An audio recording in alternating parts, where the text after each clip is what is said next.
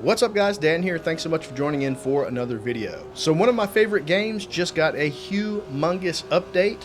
If you have watched me for a while, you know that AMS 2 is one of my favorite games to hop in and do single player stuff. So for example, practice sessions or single races and sometimes even championships. It's one of the easiest games to just hop into, get right into a race quickly and have a good time at it.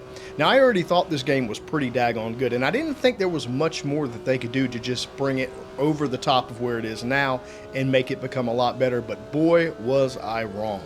Because this update that happened recently has, in my eyes, single-handedly made AMS 2 become the best single-player experience that we have, period, out of any racing game. That's Simcade, Forza Motorsports, Gran Turismo, you name it.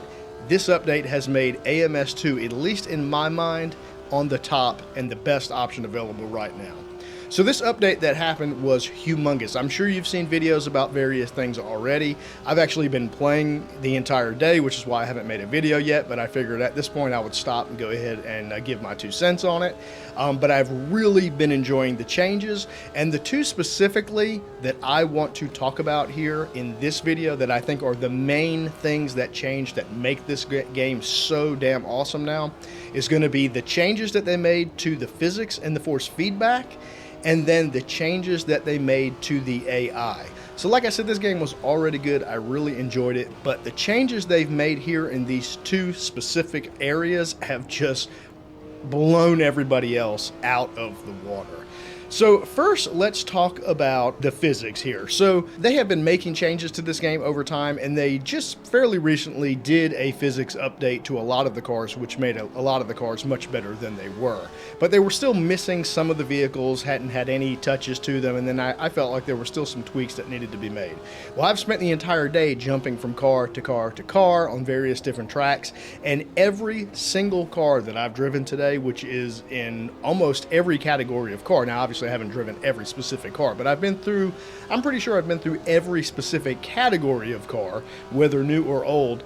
And as far as physics go, they are all phenomenal. It is so good. They feel so good. They're not all twitchy like they used to be. You can really drive the cars on the limit where there used to be issues doing that. And it feels exceptional now. Just don't take my word for it. Go check it out for sure.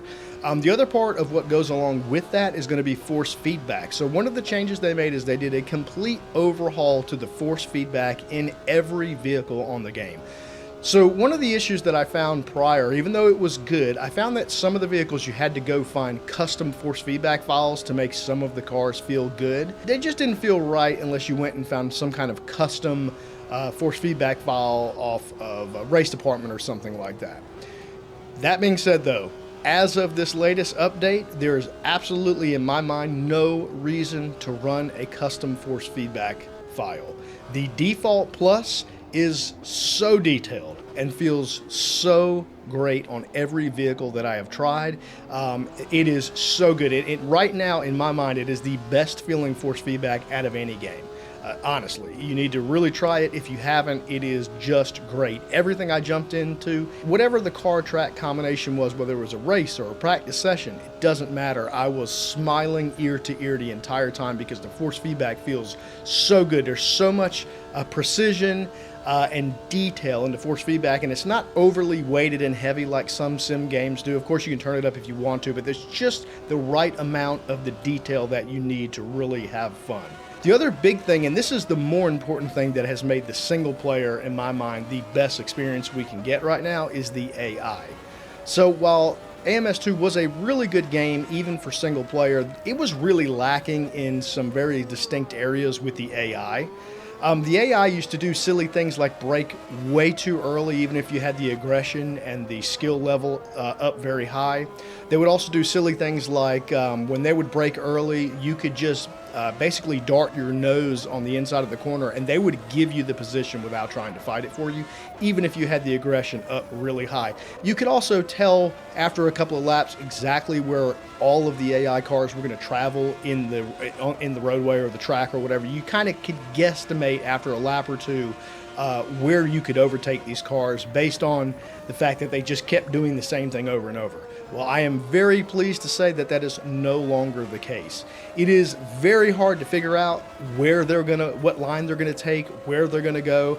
If you brake late, like you used to be able to do, I would brake a little bit late and then I could stick my nose out in front of an AI car. They would give me that position. Well, now they don't just give me that position. They will fight me for that position. And now, just like it would happen in the real world, if you wait too long for your braking zones, you're gonna get into corner entry quickly, but you're gonna lose speed on corner exit. So what happens now with the AI is they take advantage of you losing the time in the second half of the corner. So yes, you may be able to dart in front of them on corner entry, but instead of just giving you that position and hanging out behind you, they actually take advantage of your mistake in the second half, the exit of the corner, and they go back around you. And of course, all this is going to depend on how high you put the aggression up, how high you put their skill level, but I say just go ahead and crank up that aggression, because they're going to race door to door with you now where they didn't before. I mean, they're just a lot better. And again, don't take my word for this stuff, guys. Go try it for yourself, because I really think that, at least right now, of course, there may be some other games that come down the road that knock them off the platform, but right now, they are holding pole position. The AI in AMS2 is absolutely the best, and I've been having a hoot racing against them all stinking day today. So if you haven't tried it, definitely go check out these new updates. Like I said earlier, I will put the link in the description for all of the updates, because there is a ton of things that they changed. But primarily for me, the big kickers were the AI getting so much better, so much more competent, racing you much harder. You can't you don't know where they're going to go every time.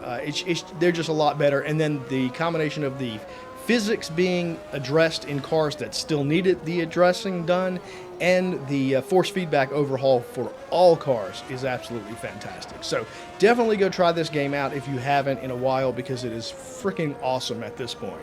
So that's going to be it for this one. I just want to give you my quick take on this stuff. Definitely go try it out, guys. If you are not subscribed, please click the subscribe button. It really helps with the algorithm. I know it does nothing for you guys as far as a viewer, because it's still not going to suggest my videos to you, but it does kind of help to get the videos pushed out to more people, which helps my videos get more views, which obviously is going to help in the long run, and I surely appreciate it if you would. So that's going to be it for this one, guys. I appreciate you taking the time to watch this, and we'll talk to you in the next video.